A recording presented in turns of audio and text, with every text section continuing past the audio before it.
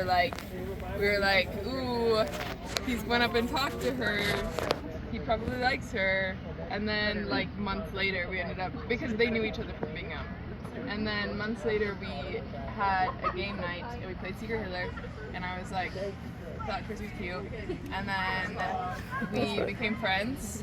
And then the first time I was like, oh, I think he's flirting with me, was when we distributed goldfish. Oh, I was going to ask about the goldfish. Oh, yeah. I always thought yeah. you met the goldfish. I thought that's how you met. No. Was the That was goldfish. the first time, though, that I was like, he's flirting with me, because me and my roommates, we got like 150 goldfish, and we put them in cups from like the pet store, for like just the feeder fish that they like feed to other fish, and we put them all in cups, and then at like 1 a.m. we like put all the cups on people's doorsteps, just to like give everyone a fish. I don't know where that idea came. It was like, that sounds really random. This sounds terrible or something. Animal abuse. It was just us trying to give everyone a goldfish, and Chris helped us distribute them, and then Chris kept throwing the goldfish at me, and I was like, he's flirting with me, and then he dared me and my roommate to eat the live goldfish, and then we did it because he was like, you're too chicken, and then he did it, and it was really dumb, and then we got like really stressed about it. Now I'm telling you so much. Really not great. I mean, So did you eat the goldfish? Or yeah, I did you... ate the goldfish, and he was like, "You guys are wimps," and then we did it, and then he didn't. And then we went to Sedona on like a trip with our friends, and then eventually we like just sort of started dating that January. We were just like, sort of. We weren't like official, but we were like kind of talking, and then I got stressed out because I was a freshman, and I was like, I don't want to date anyone seriously, and so then I broke things off. And then I was really not great at being a friend to Chris for a while. And then I went to Guatemala, and then Chris started dating someone else. And then when I was gone, my brother became friends with Chris. And I was like, oh, No talking. And then, well, it's also funny because they became different details. They became friends because they were like going somewhere, and Mason said that Chris could get a ride with him, and Chris didn't know it was my brother, and then he went up to the car, and it was like my car. But I was out of town at the time, but like Mason was with my friend group. This is very confusing. I'm going too far into detail. No, it's good detail. I became friends with Mason. And then when I was in Guatemala, because I was like, Mason, you should be friends with my friends, when Mason moved in. And then Chris was there. And then I came back, and on the 4th of July, me and Mason were like, we should hang out with people. And then Chris was the only one to reply. And then we went on a drive, and then when Mason went and tried to climb a hill, I was just alone with Chris, and I was like, hey, I'm really sorry about not being nice to you. And then I was like, he's over me because he dated somebody else who left on a mission.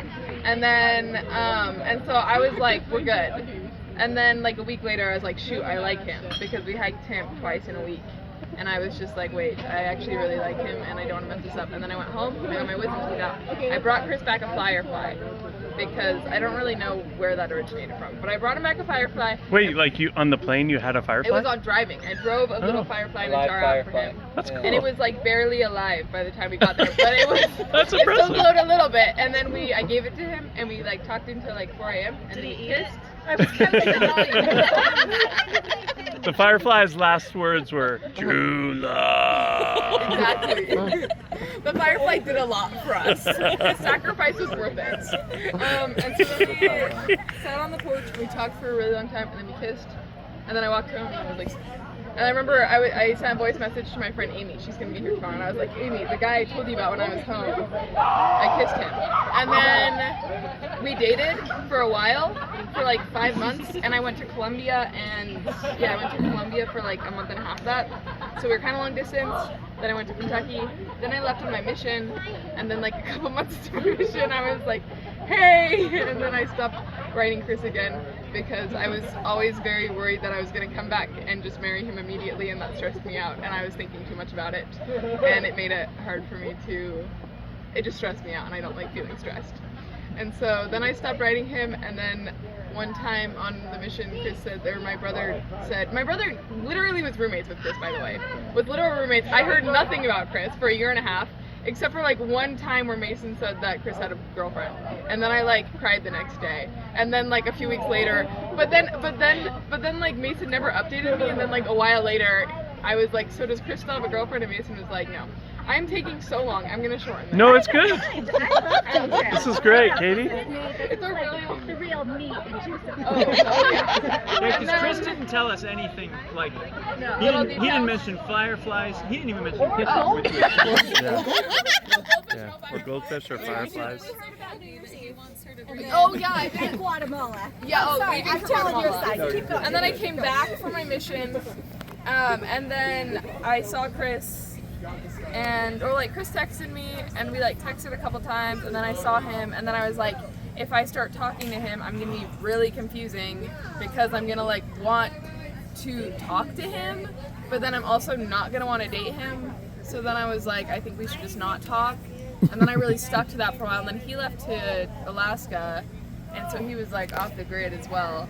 And then he got back. One family reunion. Yeah, and then he got back from Alaska and he went to Tahiti with my brother, and when we were still not talking that much. And then we went on some walks, and then it was a very confusing December because I was like, wait, I do like you, and I told him that.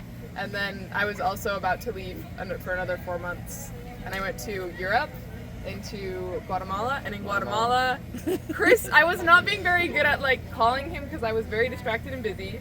And so then Chris sent me a letter this time, and he was like, Katie, I need to not talk to you because it is not good.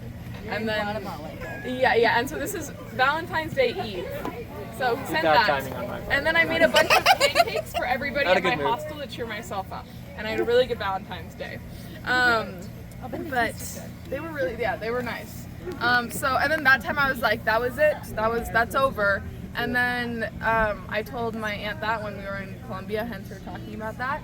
And then I came back, and like I knew that I was gonna be friends with like all my brother's friends, and Chris was in that friend group, and I was like felt kind of bad because I was like, you said you didn't want to talk to me that much anymore. You didn't like you. This was kind of over, and so I sent him a voice message, and I was like, hey, by the way, I will be around, and I'm sorry if you want to set any boundaries, let me know. And he was like, it's fine. And that was kind of it. And then I saw him on Easter because Mason had a party. And then I, on the drive home, and then we just like, Chris, it was, by the end it was just like Chris, one of Mason's roommate, and all my siblings and me, and we like hung out until like midnight or like 1 a.m. And it was so fun.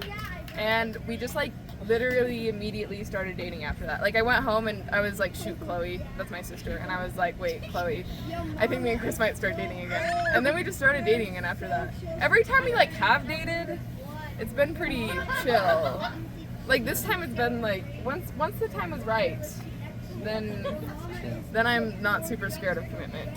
But when the time isn't right in my head, then I'm just not good at it.